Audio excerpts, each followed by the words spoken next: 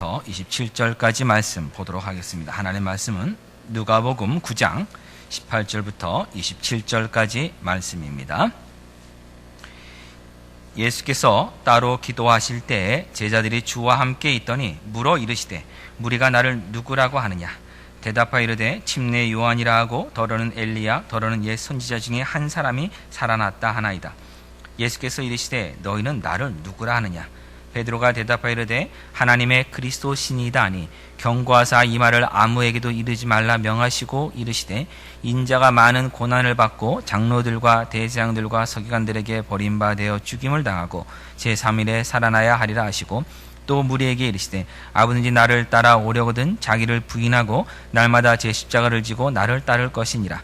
누구든지 제 목숨을 구원하고자 하면 잃을 것이요 누구든지 나를 위하여 제 목숨을 잃으면 구원하리라. 사람이 만일 온 천하를 얻고도 자기를 잃든지 빼앗기든지 하면 무엇이 유익하리요?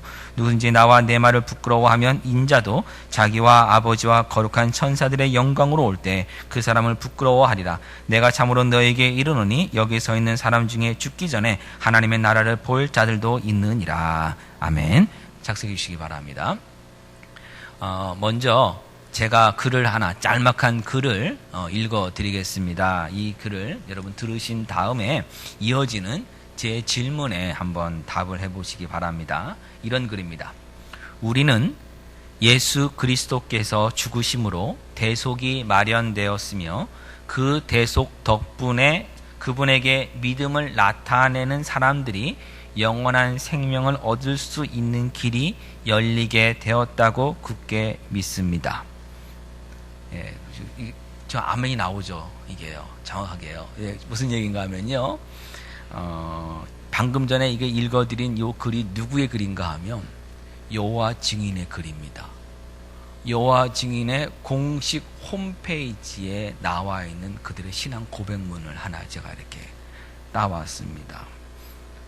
왜냐하면 이것이 틀린 것처럼 보여지지 않기 때문이에요. 다시 읽어볼게요, 여러분. 우리는 예수 그리스도께서 죽으심으로 대속이 마련되었으며, 맞습니까? 틀립니까? 그 대속 덕분에 그분에게 믿음을 나타내는 사람들이 영원한 생명을 얻을 수 있는 길이 열리게 되었다고 굳게 믿습니다.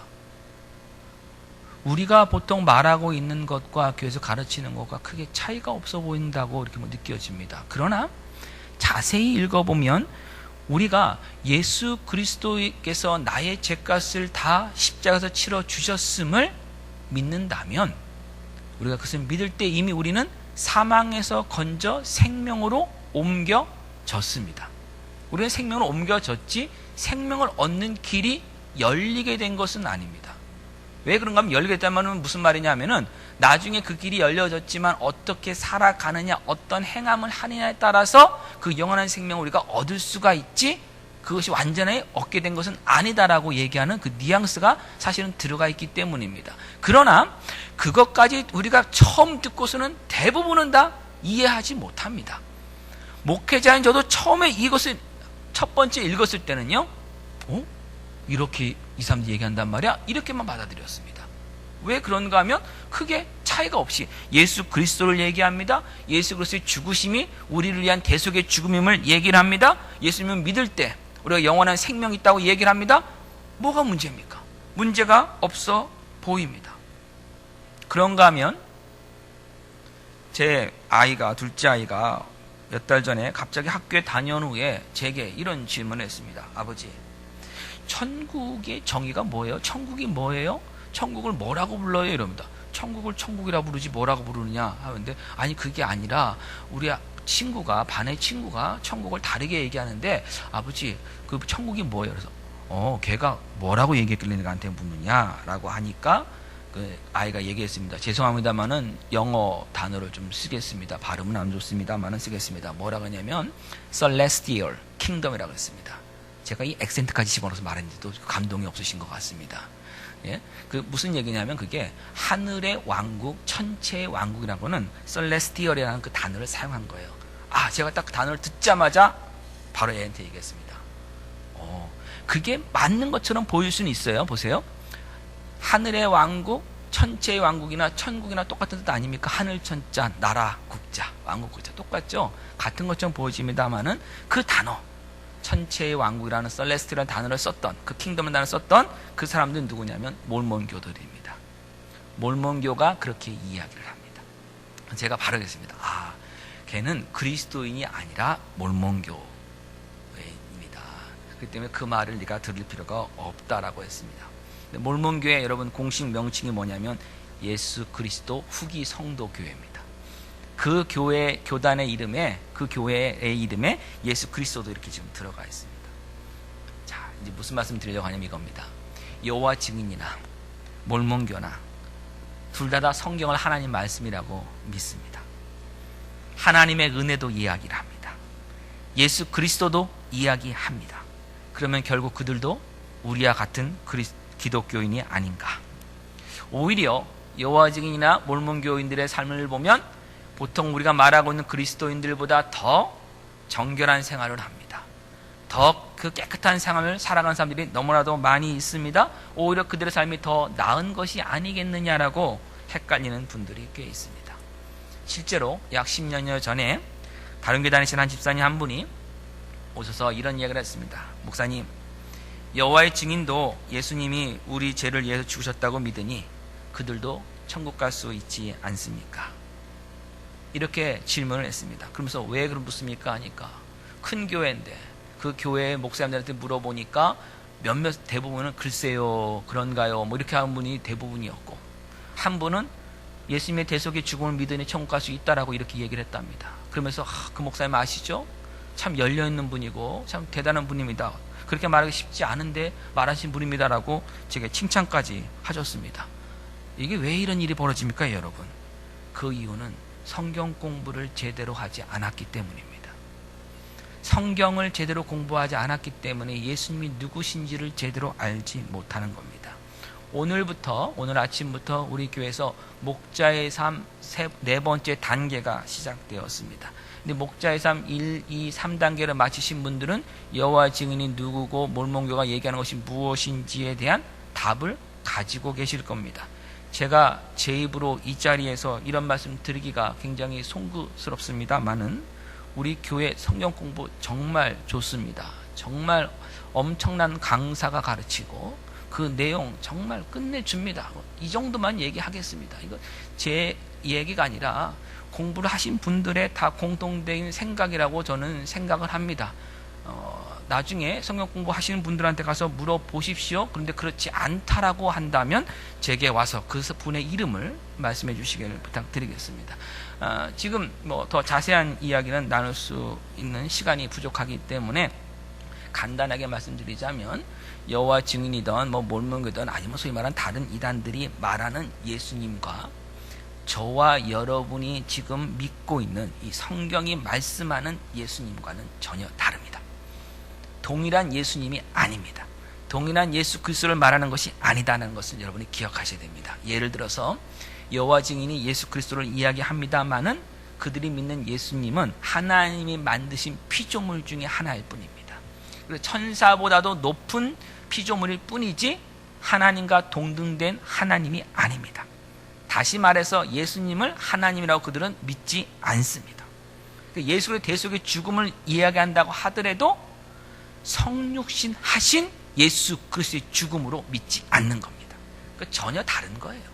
전혀 다른 예수를 이야기하고 있는 것입니다. 그래서 우리가 아무리 예수님을 믿는다고 얘기하고 예수 그리스도를 이야기한다고 하더라도 예수님이 누구신지를 정확히 알지 못하고 분명히 알지 못한다면 아무 소용이 없는 것입니다.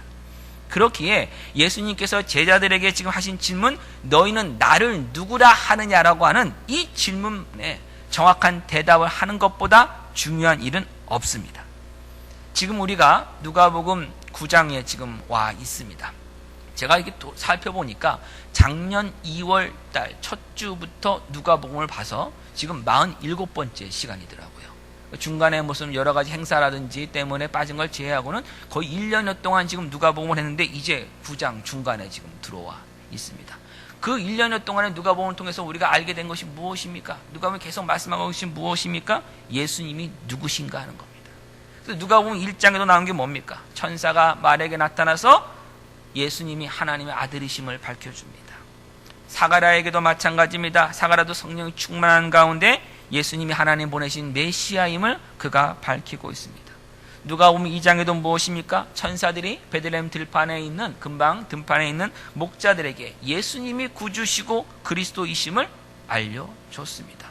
시몬과 안나가 성전에서 아기 예수를 보고 하나님이 보내시기로 약속한 메시아를 보았다고 그들이 고백을 합니다.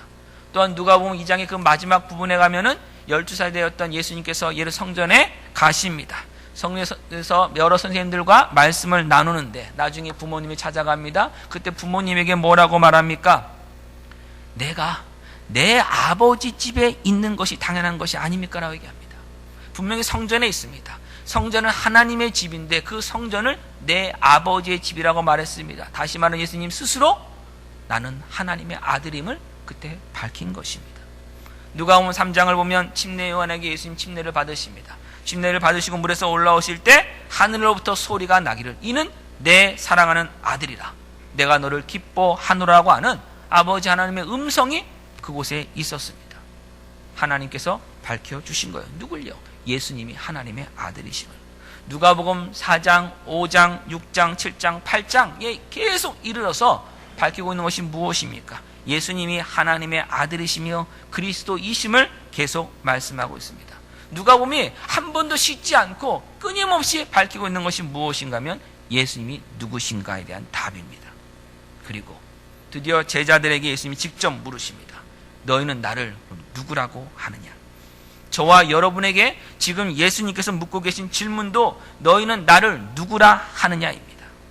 우리의 삶을 어떻게 살아가고 있는가? 지금 이 시간 나에게 예수님이 누구시냐 하는 그 답보다 더 정확하게 우리 현재 모습을 드러내는 것 없습니다.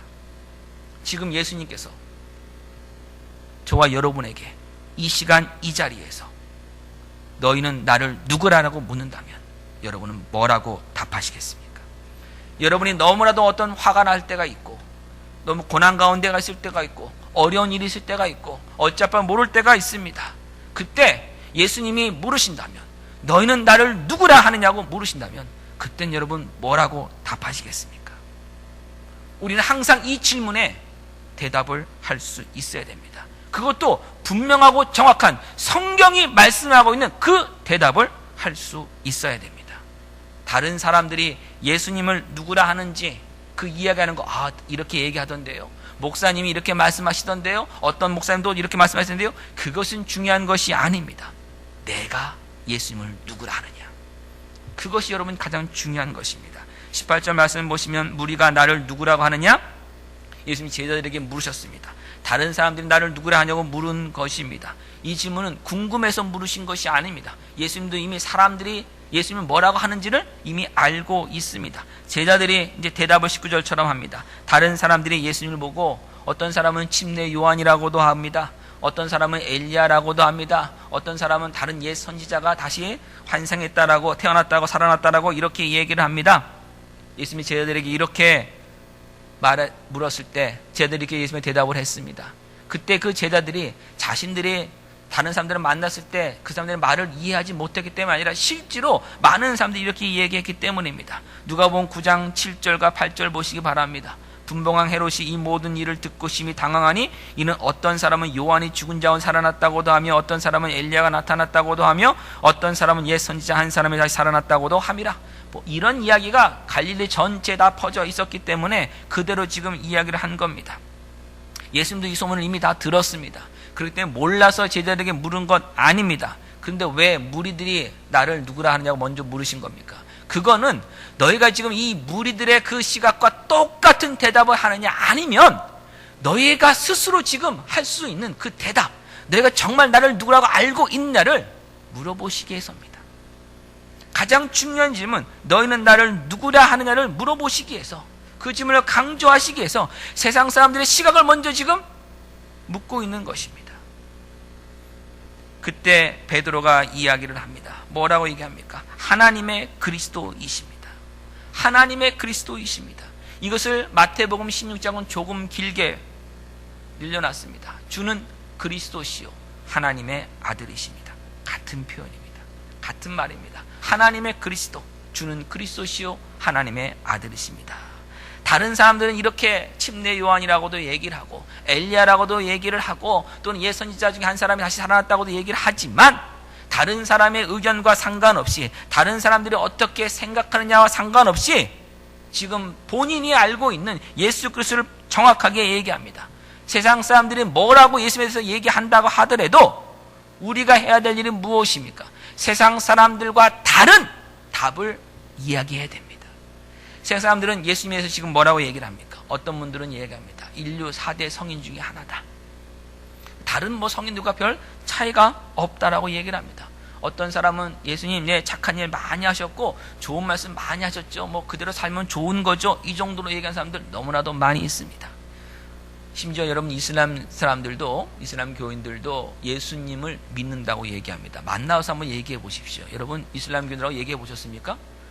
만나서 얘기해 주유소에서 전도하다가 만들어서 얘기해 본 적이 제가 있었는데 신학교 다닐 때 그때 얘기하면서 예수님을 믿느냐고 물어봤습니다. 그러니까 믿는답니다. 그래가지고 크리스찬이냐고 우선은 반갑다고 주유소에서 만나서 얘기를 했거든요. 그랬더니 주유소 캐시하는 사람이었는데 그 사람이 아니라고 자기는 이슬람이라고 얘기를 합니다. 그래서 너 예수님 믿냐고 믿는다고. 그럼 그들이 믿는 예수님 누군지 아십니까? 선지자의 한 사람 믿는 겁니다. 그냥 유대 선지자 하나 믿는 겁니다. 여러분 그 믿음을 가지고 우리가 믿는다고 얘기할 수 없습니다. 성경이 우리에게 지금 말하고 있는 것이 뭡니까? 예수님이 나의 그리스도이다. 예수님이 하나님의 아들이시다. 이 고백이 나와야 되는 것이에요. 다른 것은 아무 소용이 없는 것입니다. 세상이 어떻게 말을 하더라도 우리는 세상과는 다른 이야기를 해야 됩니다. 하나님의 아들이라는 말은 히브리식 표현으로 하나님이라는 뜻입니다. 누구누구의 아들이라는 그 자체가 바로 아버지와 똑같은 존재라는 의미를 가지고 있는 것이지, 이것이 뭐 하나님이 누구랑 결혼해서 다시 말하면 어머니 하나님이 있고 그것에 예수님이 태어났고 이런 이야기 절대 아닙니다.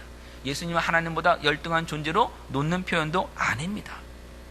바로 하나님의 아들이라는 표현이 하나님이시라는 뜻입니다.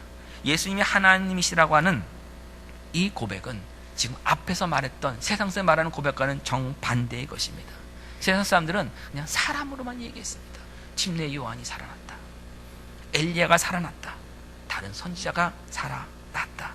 근데 지금 베드로는 얘기합니다. 아니다. 아니다. 예수님은 성육신하신 하나님이시다. 사람의 모습으로 오신, 사람이 되어 오신 하나님이시다라고 지금 베드로가 이렇게 고백을 한 겁니다. 이 베드로의 고백에 갖는 의미를 좀 더 자세히 이해하기 위해서 예수님이 이 질문을 하신 곳이 바로 특별한 장소였다는 것을 우리는 좀 이해할 필요가 있습니다. 누가복음에는 정확히 이 장소가 어디냐고 나와 있지 않습니다만은 마태복음 16장 13절을 보면은 예수님이 이런 질문을 하신 곳이 바로 가이사라 빌립보 지역이었다고 이렇게 말씀하십니다.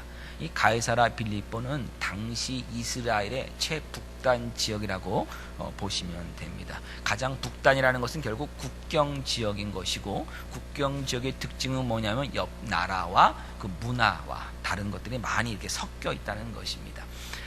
원래 이 가이사라 빌립보라는 것은 유대인들에게 주어진 도시는 아니었습니다. 가장 이스라엘 북쪽이 어떻게 이스라엘에 들어오게 됐냐면, 그 이스라엘 예수님이 태어날 때 이스라엘을 다스리는 왕이 누구였냐면 헤롯 대왕이라는 사람입니다. 그 헤롯 대왕이 이스라엘을 다스리게 될 때 어떤 일이 있었냐면은, 그 헤롯이 이스라엘의 왕이 될 수 있었던 이유는 헤롯이 젊은 시절에 로마의 그 황제가 되는 사람들의 그 어떤 전쟁 가운데서 아우구스투스라고 하는 사람을 지지하게 됩니다. 그래서 아우구스투스가 결국 로마의 황제가 되게 되고, 로마의 황제가 된 다음에 이 갈릴리 전체, 이 이스라엘 전체를 다스렸던 로마 제국 가운데서 이스라엘 땅을 그 헤롯에게 주면서 네가 이쪽에서 왕이 되어라. 나는 로마의 황제고 너는 여기서 왕으로 살 수 있게 해주겠다고서는 이스라엘 다스리는 권한을 헤롯 대왕에게 주게 됩니다. 주게 되면서 그 증표로서 뭘 줬냐면 이 가이사라 그 빌립보 지역을 헤롯에게 주었습니다. 이 지역은 이스라엘 땅을 좀 더 넓혀주는 그 의미를 가지고 있어서 선물로 헤롯 대왕에게 준 것입니다. 헤롯은 그것에 대한 감사함을 가지고 바로 그 아우구스투스, 그 도시를 준 사람의 신으로 섬기는 신전을 바로 그곳에 만들었습니다. 로마 황제, 살아있는 인간을 신으로 섬기는 신전을 그곳에 만들어주게 된 거죠. 나한테 이런 왕의 역할을 할 수 있도록 해준 사람한테 아주 모든 것을 다 바치는 의미에서, 감사의 의미로 바로 신전을 만들어 놓았던 것이 바로 이 가이사라 이 빌립보 지역입니다. 갈릴리 지역을 우리가 좀 중심으로 봐야 될 텐데, 갈릴리 호수를 우리가 보면은 그 가운데를 반으로 나누는 강이 요단강입니다. 그래서 요단강을 중심으로 갈릴리 호수 서편이 있고 동편이 있습니다. 서편 지역은 우리가 갈릴리 지역이라고 얘기하게 되고, 동편 지역은 행정구역으로는 크게 두 군데로 나눠져 있습니다. 그 반 정도 동북쪽으로는 이두레 지역이라고 불리고, 그 동남쪽 지역은 데가볼이라고 하는 그 지역으로 이렇게 갈라지게 되는데, 이 나중에 헤롯 대왕이 죽은 다음에 이스라엘 전체 땅, 헤롯 대왕이 다스리는 땅을 3명의 아들들, 헤롯의 아들들에게 나눠주게 됩니다. 근데 그 중에 이 아켈라오라고 하는 사람은 너무나도 악한 일을 많이 해서 금세 그 지역을 뺏기게 되었고, 나머지 2명은 그것을 한 몇십 년 동안 다스리게 되는데, 예수님 사역할 당시에 갈릴 지역을 다스리는 사람은 헤롯 안티파스라고 하는 그 왕이 있었고, 또 이두레 지역, 갈릴리의 동북쪽 지역을 다스리는 사람은 헤롯 빌립이라고 하는 사람이 왕으로 있었습니다. 근데 이 헤롯이, 빌립이라는 사람이 왕한테 충성, 황제에게 충성을 다하는 의미로 어떻게 했냐면, 가이사가 주었던, 아우스 주었던 바로 그 지역, 아버지 헤롯 대왕에게 주었던 가이사라 빌립보 지역을 아주 성대하게 아주 새로 꾸몄습니다. 도시 개발을 새로 엄청나게 하면서 그 도시의 이름 자체를 가이사라고 졌습니다. 황제의 이름을 따서 가이사에게 바치는 도시다 하는 의미로 가이사라고 적고, 그 지은 다음에 거기다가 수많은 건축들을 많이 만들었습니다. 굉장히 웅장하고 화려하게 다 지었던 곳입니다. 그리고 그곳에는 이미 또한 로마 황제의 신전이 그곳에 있었기 때문에 그 이름에 걸맞게 많은 사람들이 그곳에 와서 로마 황제에게 경배를 했던 그 지역입니다. 그런데 이 가이사라고 하는 것이 원래 또 다른 지명이 있습니다. 그곳이 어디냐면 지중해 서쪽입니다. 지중해 해안가에 헤롯 대왕이 만들어 놓은 곳이 있습니다. 가이사라라고. 그 이름이 서로 중복되기 때문에 자기 이름을 따서 빌립이라는 이름도 붙였습니다. 그 지역이 가이사라 이 빌립보라고 하는 그 지역입니다. 그러면 생각해 보겠습니다. 이 가이사라 빌립보라고 하는 것은 결국 무엇이냐면, 그 당시 지중해 연안을 다스리고 있었던 로마 황제에게 바치는 곳입니다. 로마 황제가 최고라는 곳이고, 로마 황제가 신이라고 하는 그것이 바로 이 가이사고, 또 빌립이라는 이름을 붙인 것은 뭐냐면, 그 황제의 밑에서 황제에게 잘 보여서 나름대로 권력을 갖고 누리고 있는 자기를 나타내기 위해서 빌립이라고 하는 그 이름을 붙여준 것입니다. 그러면 이 가이사라 빌립보는 어떤 것을 우리에게 보여주고 있느냐면, 로마 황제로 대표되고 있는 힘과 권력과 재물을 가진 사람이 신으로 대접받는 세상임을 보여주는 겁니다. 지금 이 세상에도 사실 살아있는 신들이 있습니다. 우리가 신처럼 경배하고 존경하는 사람들이 있습니다. 여러분, 여러분들의 신처럼 존경하고 정말 다 닮아가고 싶고 부러워하는 대상이 어떤 사람들입니까? 세상에 힘과 권력과 재물과 지혜를 가지고 있다는 사람 아닙니까?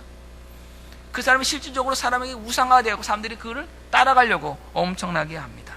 그리고 이렇게 힘을 가지고 있는 사람에게 잘 보여서 나도 나름대로 뭔가를 좀 얻겠다고, 누리겠다고 하는 빌립과 같은 사람들이 가득한 세상이 바로 가이사라 빌립보입니다. 그리고 그 세상은 지금의 모습과 똑같은 것입니다. 지금 우리도 이렇게 누군가를 신처럼 만들어 놓고 존경한다고 얘기를 하고, 아니면 나는 최고는 되지 못해도 그 밑에서라도 나도 뭔가를 좀 얻겠다고 최고에게 아부하며 그걸 통해서 얻은 힘을 가지고 밑에 사람들을 부리고 지배하는 그런 세상이 지금의 모습입니다. 바로 이 세상의 가치관과 이 세상이 흘러가고 있는 그 흐름이 가장 잘 드러나고 있는 것이 바로 이 가이사라 빌립보 지역입니다. 또한 이 로마 제국은 팍스 로마나라고 하는 모토를 가지고 있었습니다. 그것은 무엇이냐면 로마의 평화라는 뜻입니다. 로마 제국의 그 강력한 군사력과 경제력과 힘을 가지고 이 세상을 평화롭게 만드는 것이고, 이 세상의 평화는 로마 제국에 의해서만 이루어진다라고 그들은 생각했습니다. 이 세상을 나름대로 안전하게 만들겠다고 폭력으로, 힘으로 눌렀습니다. 나름대로 이 세상이 혼란했습니다. 불안정에 빠졌습니다. 나라와 나라와의 다툼이 있었고, 그렇기 때문에 그곳을 지나갈 때마다 여러 가지 어려움들이 있었습니다. 근데 로마로 다 통일되어 있으니까, 다 로마 제국 아니니까, 로마의 강력한 군사력 안에 있기 때문에 사람들이 이 지역에 저쪽으로 움직일 때 큰 문제가 없었습니다. 겉으로 보기에 바로 이렇게 로마의 평화가 다 지금 이루어진 것처럼 보여졌습니다. 그리고 그들의 이 자부심, 세상의 평화를 로마 제국이 이루고 있다는 그 자부심의 절정에 신이라 추앙받는, 살아있는 신이라고 추앙받는 로마 황제가 있었습니다. 바로 이 로마 황제를 살아있는 신으로 섬기고 로마 제국의 힘을 숭상하는 이 가이사라 빌립보에서 갈릴리 사람들도 무시하는 예수님을 구원자를 뜻하는 그리스도라고 칭하고 하나님을 뜻하는 하나님의 아들이라고 고백한 것입니다. 이것은 단순히 그냥 신앙 고백한 것이 아니라 로마 황제가 신이 아니고 구원자가 아님을 고백한 겁니다. 세상의 평화는 로마 황제가 주는 것이 아닙니다. 세상의 혼란은 로마 황제만이 구원할 수 있는 것이 아닙니다. 로마 황제는 아무것도 할 수 없습니다. 오직 예수 그리스도만이 이 혼란한 세상 가운데서 우리를 구원해 줄 수 있으며 예수 그리스도만이 하나님이심을 지금 베드로가 고백한 것입니다. 그렇기에 힘과 권력과 화려함과 재물 등만을 추구하는 육신의 정력을 버리고 예수님을 따라 살겠다고 이 고백한 것은 엄청난 신앙 고백인 것입니다. 예수님, 이 신앙 고백을 들으시고 이젠 예수님이 따라가는 삶이 무엇인지를 더 확실하게 이제 말씀하여 주십니다. 그것이 무엇이냐면 그리스도로서 구원자가 할 일이 무엇인가 하면 우리를 죄에서 구원하시는 사역이라는 것을 예수님 말씀해 주신 거예요. 세상의 왕이 돼서 이 세상을 구원하는 것이 아니라 십자가를 져서 우리를 구원하신다고 하는 바로 이 하나님의 사랑을 예수님이 말씀하여 주셨습니다. 23절에 이렇게 말씀합니다.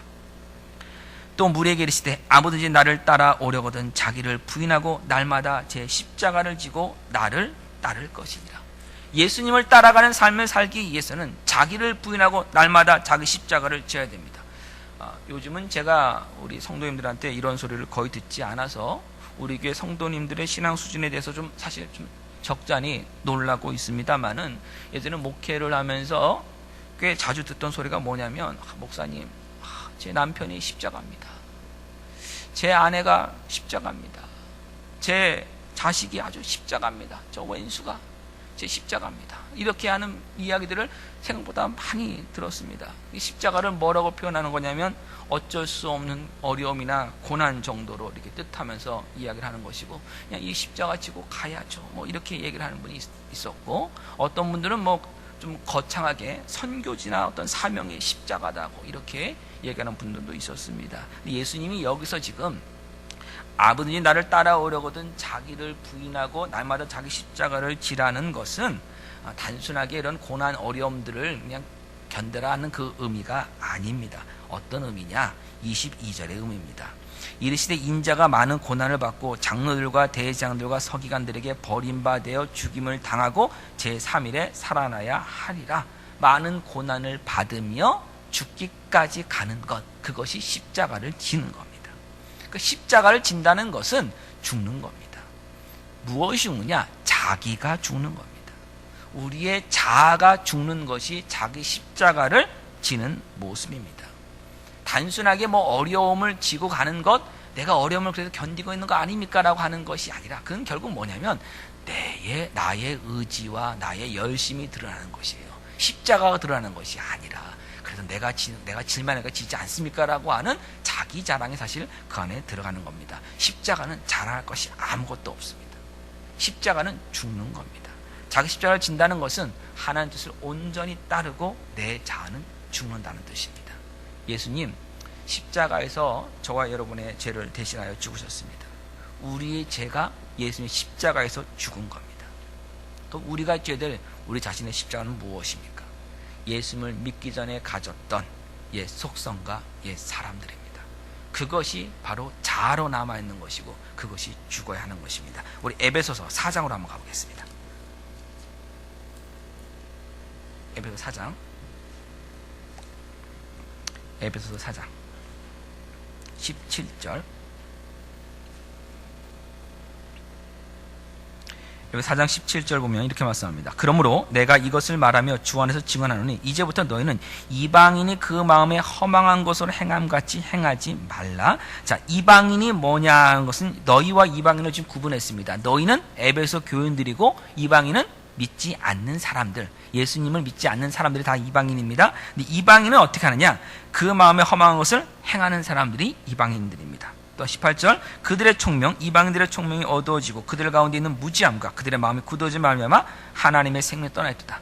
하나님의 생명이 떠나 있는 사람이 바로 이방인들입니다. 그들의 감각 없는 자가 되어 어떻게 사느냐? 자신을 방탕에 방임하여 모든 더러운 것을 욕심으로 행하되. 이게 이방인의 모습입니다. 이게 제 가운데 있는 사람들의 모습입니다. 그리고 그 모습에 대해서 뭐라고 얘기를 하냐? 22절에 너희는 유혹의 욕심을 따라 썩어져가는 구습을 따르는 옛사람을 벗어버리고. 그러니까 이 모든 것들이 다 뭐냐면 유혹의 욕심을 따라 모든 더러운 것을 욕심으로 행하는 것, 바로 옛사람, 이방인처럼 예수 믿기 전에 살았던 그 삶대로 살아가는 옛사람의 모습이라고 이야기를 합니다. 그래서 구체적으로 옛사람의 모습이 무엇이냐? 31절에 나옵니다. 너희는 모든 악독과 노함과 분냄과 떠드는 것과 비방하는 것을 모든 악의와 함께 버리라. 옛사람과 그 행위를 버리라라고 이렇게 말씀하고 있습니다. 그럼 우리가 무엇이기 때문에 그렇습니까? 새 사람이기 때문에 그렇습니다. 23절입니다. 오직 너희의 심령이 새롭게 되어 하나님을 따라 의와 진리의 거룩함으로 지으심을 받은 새 사람을 입으라. 우리가 이 새 사람이 되었기 때문에 이 새 사람답게 살아가는 것입니다. 갈 때 버릴 것이 무엇입니까? 바로 옛사람의 모습입니다. 하나님을 떠나 사는 사람들의 모습 같은 것을 버리라고 얘기하고 있습니다. 우리 디모데후서 3장으로 한번 또 가보겠습니다. 뒤로 좀 가시기 바랍니다. 디모데후서 3장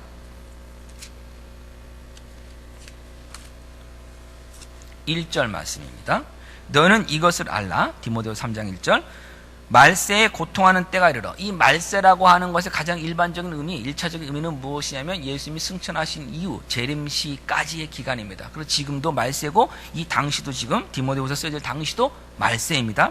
이 말세에 고통하는 때, 그럼 지금 이 시간 어떤 사람들의 어떤 모습 보느냐? 2절 사람들이 자기를 사랑하며 돈을 사랑하며 자랑하며 교만하며 비방하며 부모를 거역하며 감사하지 아니하며 거룩하지 아니하며 무정하며 원통함을 풀지 아니하며. 이 원통함 풀지 않는다는 게 뭐냐면 억울하다고 계속 이해가는 거예요. 그 사람에 대해서 그거 아니라고 옆에 달랩니다. 이 원뜻이 뭐냐면 달래지지 않는 사람이에요. 누군가가 여러분의 잠깐만 힘들다고 억울하다 얘기할 때 옆에서 달랠 때 안 달래지는 사람, 그 얘기하는 겁니다. 모함하며 절제하지 못하며 사나우며 선한 것을 좋아하지 아니하며 배신하며 조급하며 자만하며 쾌락을 사랑하기를 하나님 사랑하는 것보다 더하며. 이게 뭐예요, 여러분? 자기 사랑의 모습이에요. 자기를 사랑하는 사람들의 모습이 다 이런 모습이고, 이 모습이 뭐냐? 바로 옛사람들의 모습이에요. 하나님의 생명에서 떠난 사람들의 모습이에요. 하나님의 사랑을 떠난 사람들의 모습이 바로 이 옛사람의 모습이고 그 행위들이에요. 여러분 지금 얼마나 이걸 가지고 있습니까? 조금 전에 읽었던 2절, 3절, 4절 가운데 여러분에게 지금 해당되는 게 몇 개나 있냐고요? 저는 무지 많더라고요. 이 옛사람은 아직도 다 버리지 못하고 있는 거예요. 지금 가지고 있는 겁니다. 예수님을 따라가기 위해서는 이 옛사람과 그 행위들을 날마다 버려야 합니다. 이 말은 무엇인가 하면 날마다 버려야 될 만큼 끈질기게 우리에게 붙어 있다는 거예요. 예수 믿는다고 한 번에 이것이 그냥 다 사라지는 것이 아니라 계속 이것이 붙어 있어요. 옛사람이 남아 있어요. 그래서 자기를 부인하고 날마다 자기 십자가를 지는 일은 솔직히 쉽지 않습니다. 솔직히 쉽지 않아요. 그런데 이 길을 가라라고 예수님 말씀해 주셨어요. 이것에 사도 바울이 지금 뭐라고 얘기하는지 한번 또 우리 로마서로 살펴보겠습니다. 로마서 7장입니다. 7장 19절부터 보도록 하겠습니다. 로마서 7장 19절 내가 원하는 바 할 때, 이 내는 누구냐면 사도 바울입니다. 로마서 7장 19절 사도 바울이 원하는 바 선은 행하지 아니하고 도리어 원하지 아니하는 바 악을 행하는다. 그러니까 사도 바울이 자기 자신을 보니까 선을 행하기 원하는데 선을 행하지 않고 있고 오히려 악을 행하고 있다는 것입니다. 만일 내가 원하지 아니하는 그것을 하면 이를 행하는 자는 내가 아니요 내 속에 거하는 죄니라. 그러면 이 내 속에, 사도 바울 속에 죄가 지금 남아 있습니까? 남아 있지 않습니까? 남아있죠. 옛사람, 옛 성품들, 옛 행위들이 지금 다 남아있어요. 사도 바울 안에도요 지금. 그러므로 내가 한 법을 깨닫노니 그 선을 행하기 원하는 나에게 악이 함께 있는 것이로다.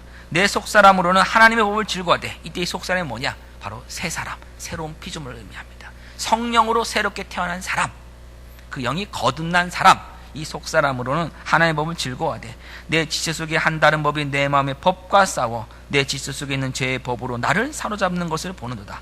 오라 나는 곤고한 사람이로다. 얼마나 힘든지 모르는 거예요. 얼마나 진지 모르는 거예요. 정말 예수님대로 잘 살고 싶고 거룩한 데 살고 싶은데 그 마음속에 있는 한 법이 계속해서 나를 죄 가운데로 지금 인도하고 있다는 거예요. 그래서 마음이 원하는 대로 성경 말씀대로 예수 원하는 대로 살려고 하는데도 불구하고 삶에서 내 입에서 나오는 말이라든지 행동들이 그렇지 않은 모습이 나오는 그 자신이 너무 힘든 거예요. 너무 싫은 거예요. 나는 곤고한 사람이로다. 이 사망의 몸에서 나를 누가 건져내랴.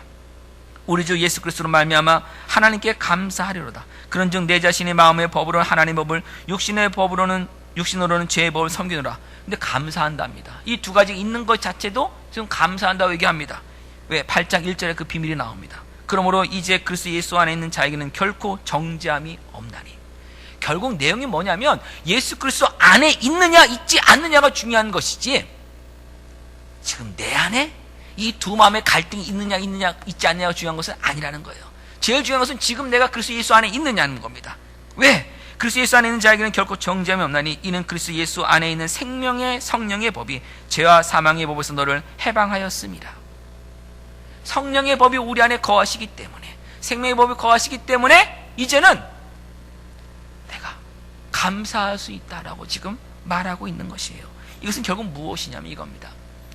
이런 증상들은요, 옛사람의 모습과 그것에 대한 이 아픔을 느끼는 건 내 안에 죄가 있고 지금 악이 남아있어서 내가 원하는 것을 하지 못하고 원치 않는 그것을 하고 있다는 이것 자체가 힘들고 아프다고 하는 이런 일이 생긴 이유는 뭐냐면 새로운 사람으로 만들어졌기 때문에 생긴 겁니다. 그리스도 예수 안에 들어왔기 때문에 이런 증상들이 생겨난 것이지, 예수 그리스도 안에 들어와 있지 않다면, 다시 말하면 계속해서 옛사람으로 남아있다면 그것이 옛사람인지도 모르는 거예요. 죄와 허물로 그냥 죽은 것서 그냥 제가 원하는 대로 세상의 풍조를 따라서 사는 거예요. 지금 내가 세상의 풍조를 따라가는 것이 하나님을 거역하는 길이라는 것 자체도 모릅니다. 몰라요. 자기 의가 있고 자기 선이 있고 자기 생각 있고 자기 오름이 있고 자기 감정은 있고 자기 기쁨은 있어도 이것이 하나님을 대적하는 일이라는 것을 알지를 못합니다. 예수 그리스도 안에 있지 않다면, 허물로 제가 죽었기 때문에 그냥 공중의 권세 잡은 자가 이끄는 대로 따라가는 거예요. 그런데 예수 그리스도 안에 들어와 보니까 이것이 하나님이 원하시는 길이 아니라, 하나님은 나를 통해서 만드시는 일이 아니라 원수 마귀가 나를 지금 괴롭히고 나를 유혹하는 일이라는 것을 알게 된 거예요. 그렇기 때문에 오히려 내 마음속에 이 두 마음이 싸우고 있다는 것을 가지고 감사를 해야 됩니다. 왜 그렇습니까? 거듭나지 않은 사람은 이런 갈등하지 않습니다. 거듭나지 않은 사람은 하나님의 뜻을 따르는 것과 내가 지금 그걸 따라야 되는데도 세상 걸 따라가고 있다는 그 사실에 대해서 갈등하지 않습니다. 억울해하지도 않습니다. 곤고하다고 말하지도 않습니다. 하나님, 제가 오늘도 하나님 뜻을 거스르는 죄를 졌습니다 말하지 않습니다. 그렇게 우리 안에 이 두 마음이 있다고 한다면 오히려 지금 감사하라는 거예요. 감사하라는 겁니다. 그러면서 말씀합니다. 우리 9절 보겠습니다. 8장 9절. 만일 너희 속에 하나님의 영이 거하시면 너희가 육신에 있지 아니하고 영에 있나니 누구든지 그리스도의 영이 없으면 그리스도의 사람이 아니니라. 그리스도의 사람이 된 것은 결국 그리스도의 영, 성령님께서 계시기 때문에, 찾아오셨기 때문에, 우리를 변화시켜 주셨기 때문에 그리스도 사람이 된 거예요. 내 의로 된 거 아닙니다. 내 육신으로 된 거 아닙니다. 10절. 또 그리스도 너희 안에 계시면 몸은 죄로 말미암아 죽은 것이나 영은 의로 말미암아 살아있는 것이라. 예수를 죽은 자가 살리신 이의 영이 너희 안에 거하시면 그리스도 예수를 죽은 자가 살리신 이가 너희 안에 거하시는 그의 영으로 말미암아 너희 죽을 몸도 살리시리라. 이게 믿음이에요. 이게 그리스도 안에 있는 자들의 믿음입니다. 그러면서 12절에 얘기합니다. 그러므로 형제들아, 우리가 빚진 자로 돼 육신에게 져서 육신에 살 것이 아니라 너희가 육신대로 살면 반드시 죽을 것이로되 영으로서 몸의 행실을 죽이면 살리니 무릇 하나님의 영으로 인도함을 받는 사람은 곧 하나님의 아들이라. 아멘. 아멘. 육신대로 살면 반드시 죽는데 영으로서 살면은 영으로서 몸의 행실을 죽이면 우리는 삽니다. 이것이 바로 성령 하나님 안에 있는, 그리스도 예수 안에 있는 하나님의 자녀된 복입니다. 이 삶을 살아가라는 거예요.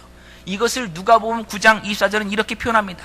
누구든지 제 목숨을 구원하고자 하면 잃을 것이요 누구든지 나를 위하여 제 목숨을 잃으면 구원하리라. 사실은 같은 뜻입니다. 사실은 같은 뜻이에요. 우리가 성령님의 의지에서 살아가야 승리하는 겁니다. 그것이 자기를 부인하고 자기 십자가를 지는 삶입니다. 그것이 바로 예수님을 이해하는 삶이고 예수님의 뜻대로 살아가는 삶입니다. 성령님께 순종하는 삶입니다. 겉의 모습으로 이루어진 일이 아니라, 비록 내가 하나님의 뜻대로 다 살지 못한다고 하더라도 하나님께서 나를 사랑하여 주셔서 나를 구원해 주신 그 사랑이 나를 영원토록 포기하지 않고 있기에 끝까지 승리를 믿으며 나가는, 성령님의 인도하심이 끝까지 나가는 그 삶이 저와 여러분이 살아야 될 삶이고 저와 여러분만이 살 수 있는 삶입니다. 아무도 이 삶 살 수 없어요. 사람의 노력으로 살 수 없습니다. 새로운 피조물이 됐을 때만 옛사람이라는 말을 할 수 있기 때문이에요.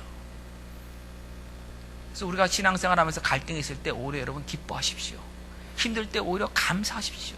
내가 이거밖에 안 되는데 내가 무슨 예수 믿는다고 말하느냐라고 스스로에게 좀 좌절을 하시면 안 됩니다. 그때 다시 일어나셔야 돼요. 일어나셔야 돼요. 하나님 다 알고 계세요. 이 가운데서 우리를 어떻게 하느냐? 십자가를 지도록 지금 만드시는 거예요. 십자가 진다는 게 무슨 뜻인지 아십니까, 여러분? 이 사람을 십자가형에 처한다. 이 말은 이 사람을 사형에 처한다는 뜻이에요. 그런데 여러분, 사형장에 갈 때 십자가형은 어떻게 하느냐? 그 십자가를 지고 가게 합니다. 십자가를 지고 가는 거예요. 자기의 그걸 지금 지고 가는 거예요. 자기의 죽음을 지고 가는 거예요. 어디까지? 죽는 자리까지요. 그때 사람들은 뭐라고 그랬어요? 저 사람 참 어떤 사람이야? 참 왜 저렇게 했냐? 다 얘기합니다. 조롱합니다. 멸시합니다. 그걸 다 받으면서 가는 거예요. 어디까지요? 죽음의 자리까지요. 그게 십자가를 지는 겁니다. 예수님, 저와 여러분을 위해서 그 길을 가셨습니다. 십자가를 지고 가셨어요. 예수님 십자가 지고 가실 때 어땠습니까? 자기를 가장 사랑했던 제자는요, 3번이나 부인하고 도망갔습니다. 다른 제자들도 도망갔습니다. 예수님이 수많은 기적들 행하여 주셨습니다. 많은 병자들 고쳐주셨습니다. 어딘지도 모르겠어요. 숨어 있거나 아니면 그들 중에는요, 예수님을 못 박으라고, 십자가에 못 박으라고 떠든 사람도 분명히 있었을 겁니다. 예수님 그 길을 가셨어요. 십자가 길을 끝까지 가셨어요. 죽음을 짊어지고 가신 거예요. 자기를 부인하고 가신 거예요. 빌립보서 2장은 분명히 말씀합니다. 예수님은 근본 하나님과 동등되신 분입니다. 하나님이라는 뜻입니다. 그러나 그 동등됨을 취할 것으로 여기지 아니하시고 자기를 비워, 다시 말하면 자기를 부인하여 자기를 죽이고 종의 형체를 가지사 사람의 모양으로 나타나셨고 사람이 되셨으니, 그리고 죽기까지 자기를 낮추시고 하나님께 복종하셨으니 곧 십자가에 죽으심이라. 그게 예수님이 십자가를 지신 길입니다. 자기를 낮춘 거고 자기를 비운 거예요. 어디까지? 죽기까지요. 자기의 십자가를 진다는 것은 죽음을 짊어지고 가는 거예요. 우리 자아의 옛사람의 죽음을 짊어지고 가는 거예요. 자기를 사랑했던, 나를 사랑했던, 교만했던, 자랑했던, 원통함을 풀지 않았던, 무정했던, 비정했던 그 모든 것들을 다 죽이고 짊어지고 가는 거예요. 어디까지요? 죽음의 자리까지요. 근데 그 길이 어떤 길입니까, 여러분? 겉으로는 실패의 길이고 겉으로는 멸망의 길인 것 같고 겉으로는 연약한 길이고 겉으로는 미련한 길입니다.